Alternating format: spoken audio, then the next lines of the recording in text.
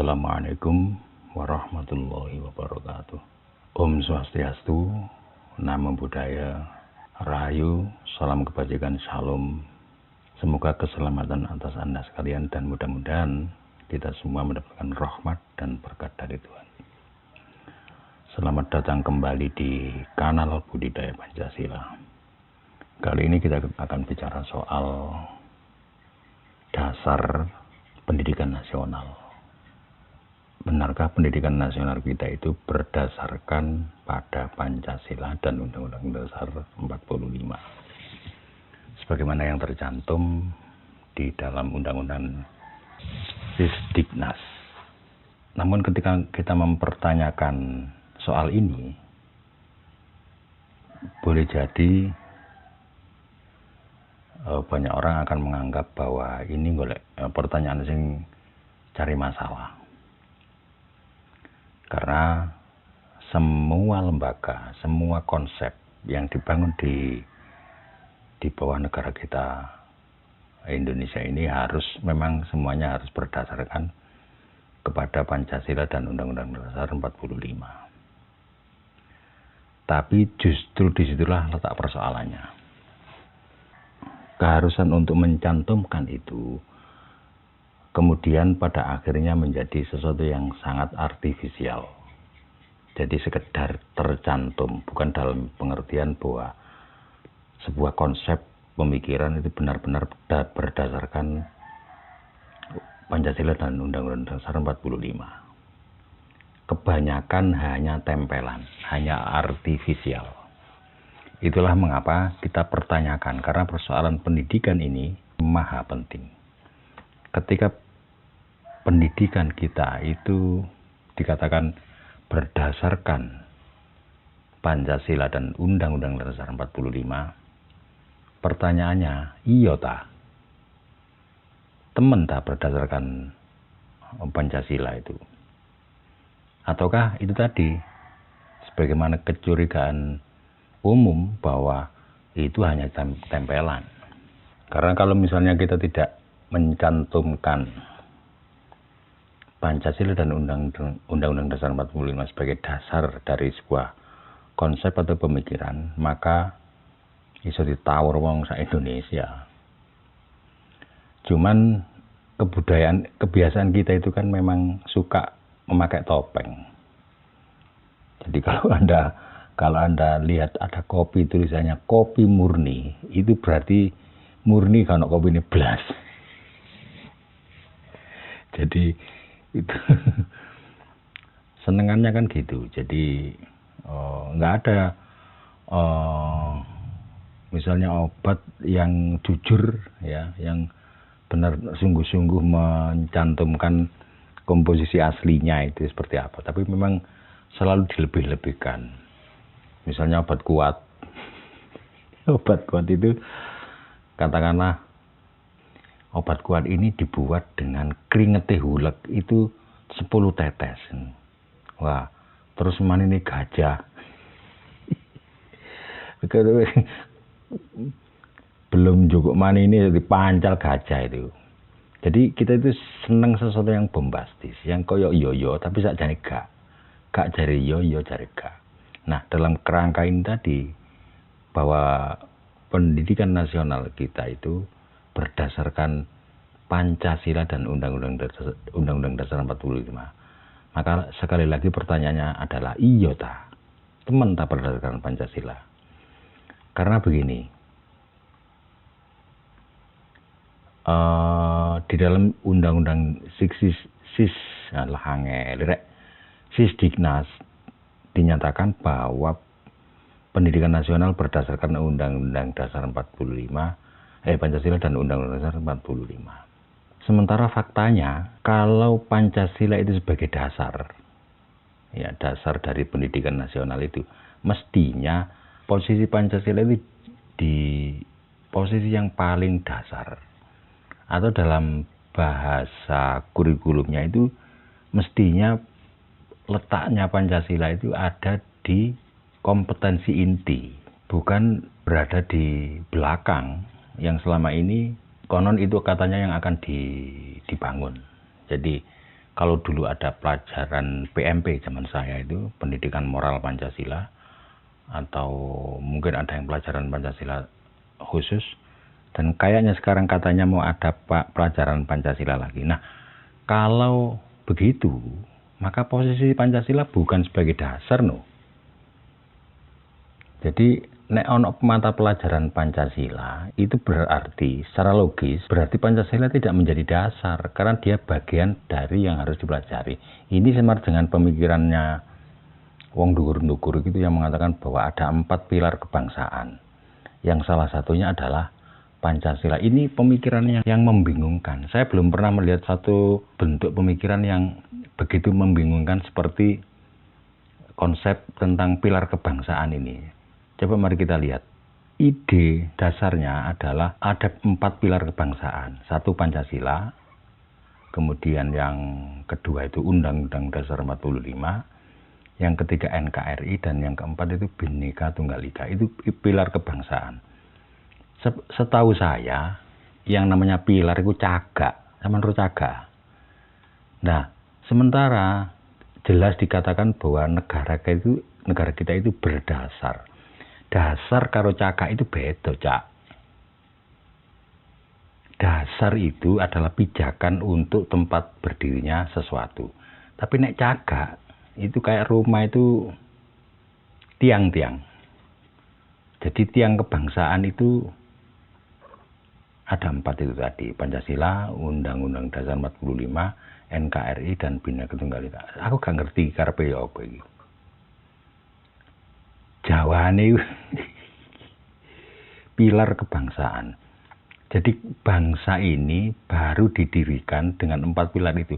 Ini gak kualik ta pemikiran ini. Setelah coba sing menelurkan pemikiran seperti itu. Yang kita tahu, pemilik negara ini adalah bangsa, dan bangsa itu namanya bangsa Indonesia. Bangsa Indonesia ini membuat negara dengan dasar namanya Pancasila.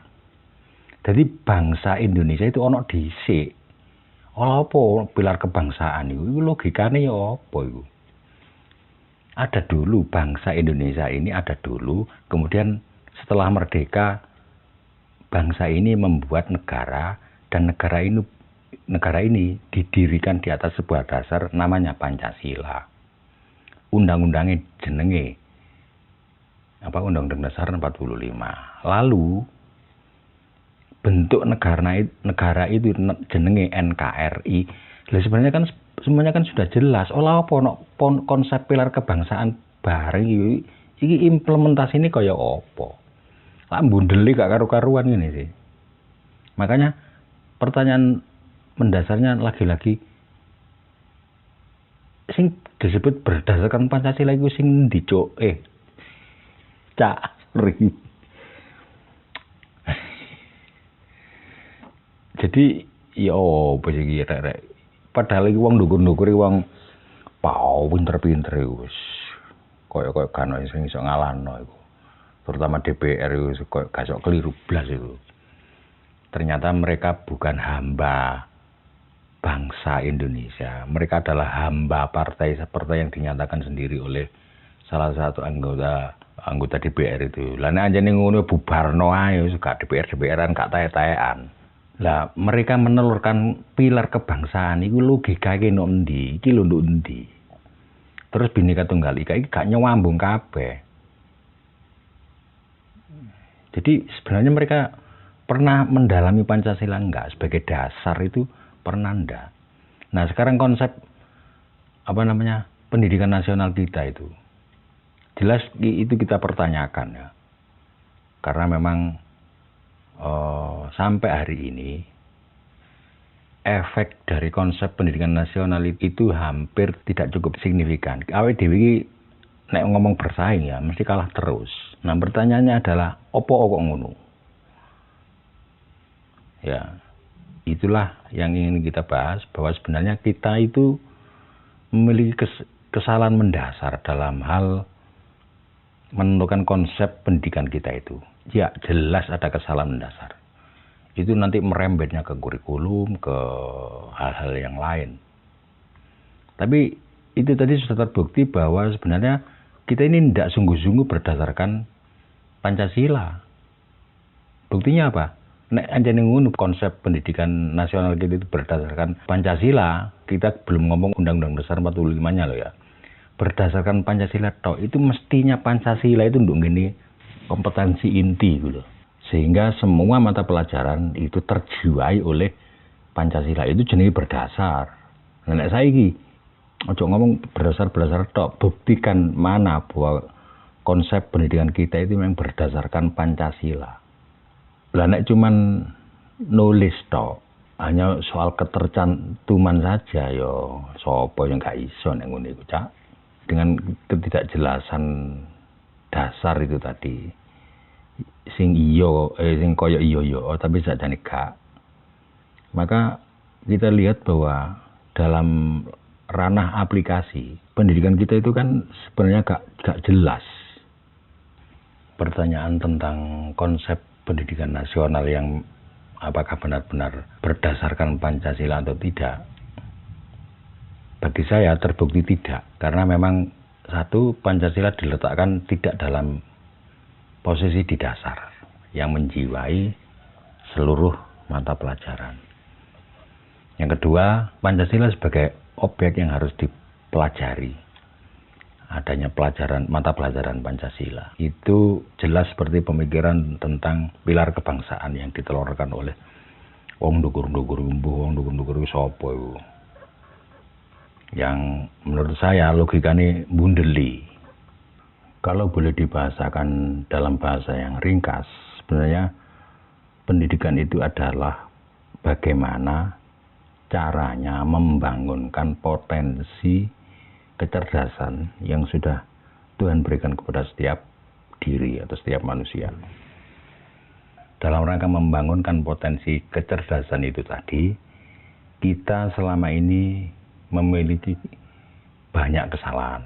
Sehingga alih-alih anak-anak kita itu menjadi cerdas, yang terjadi justru kebalikannya.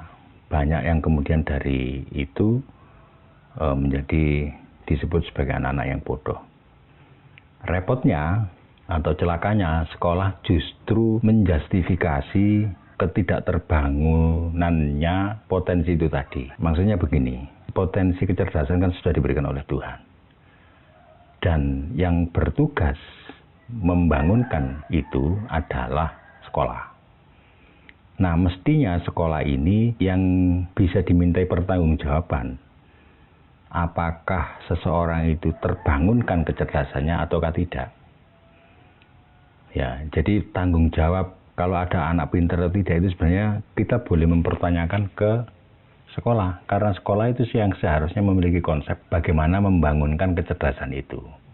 Namun faktanya alih-alih berkreasi menemukan konsep bagaimana membangunkan kecerdasan itu, kebanyakan sekolah kita justru meminta anak-anak yang dianggap sudah cerdas. Lalu ngono tugasmu opo, Cak? Kenapa kita tidak membangunkan kecerdasan anak-anak kita secara masif? Itu karena ada banyak kesalahan yang kita lakukan, cuman kita tidak menyadari itu. Salah satu yang paling mendasar yang kita bahas di awal tadi yaitu tentang dasar pendidikan nasional. Ternyata pendidikan nasional kita itu tidak berdasarkan Pancasila. Secara esensial loh ya. Saya katakan secara tekstual, secara verbal, ya jelas tercantum. Tapi secara esensial, secara hakikat, tidak. Kalau iya, tolong berikan pada saya buktinya apa. Mari kita berdiskusi tentang hal ini. Nah, dari situ, ternyata kita tidak berdasarkan Pancasila itu ada banyak hal yang mestinya kita capai. Misalnya salah satu tujuan negara adalah mencerdaskan kehidupan bangsa itu tidak tercapai. Kenapa? Karena tidak menggunakan itu tadi. Dasar kita itu Pancasila untuk mencerdaskan kehidupan bangsa. Tapi ini tidak digunakan betul. Kita tidak pernah menggali Pancasila untuk kemudian dipakai sebagai cara untuk mencerdaskan kehidupan bangsa. Itu tidak bisa dipungkiri. Nanti kita bisa bahas secara lebih rinci tentang beberapa kesalahan mendasar yang kita lakukan, tapi kita tidak merasa. Misalnya, kenapa sekolah cenderung mintanya itu anak yang pinter. Sekolah yang menyatakan diri sebagai favorit, tapi njaluk arek sing pinter. Kudune nek sekolah favorit itu yo golek arek sing elek-elek yang dianggap goblok-goblok lalu dijadikan pinter, itu jenenge sekolah favorit. Lah nek sekolah favorit golek arek sing pinter tok terus kemudian dijadikan pinter, lalu kemudian ketika lulusan DE bilang, ini loh sekolah favorit, hasil sekolah favorit. Arek bener-bener sapa sing gak iso nek golek bibit api terus hasilnya jadi bagus. Yo kabeh wong yo iso nek ngono. Nah, repotnya ini banyak dimainkan oleh sekolah negeri. Sekolah negeri ku njaluk enake tok, muridé njaluk sing pinter. Ya, arek sing gak bermasalah, nek bermasalah ditokno. Lha tugasmu sebagai sekolah iku apa? Ono masalah arek digua. Oh, belah ono. Mending gak usah bikin sekolah kalau begitu. Sekolah itu tugasnya mencerdaskan, menjadikan tidak baik menjadi baik. Ya toh? Lha kok njaluk sing apik. Terus tugasmu iku apa? Tutup ae gak usah bikin sekolah. Kayak bengkel gitu loh. Tugasnya bengkel itu kan menjadikan barang becat menjadi bagus. Lah saiki ono bengkel. Ono bengkel, ono TV rusak gak gelem nrimo. Tutupe jejaken ae wong. Sekolah yang ngono njaluk arek sing pinter tok. Nek kalau saya sekolah macam itu jejak kayak kepala sekolah.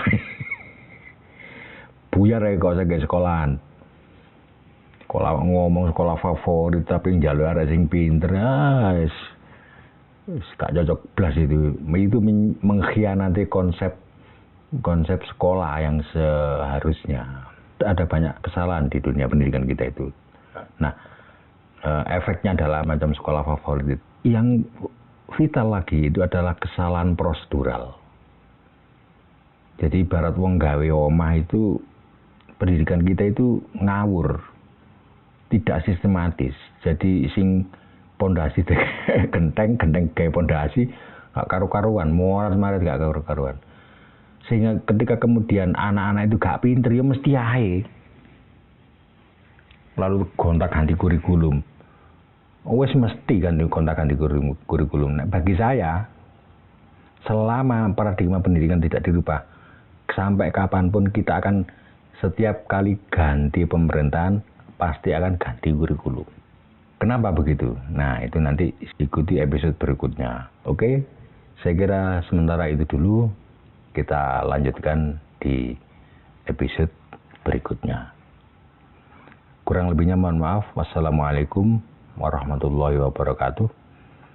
Om Swastiastu, Namo Buddhaya, Rahayu, salam kebajikan, salam dan salam sejahtera bagi kita semua. Terima kasih.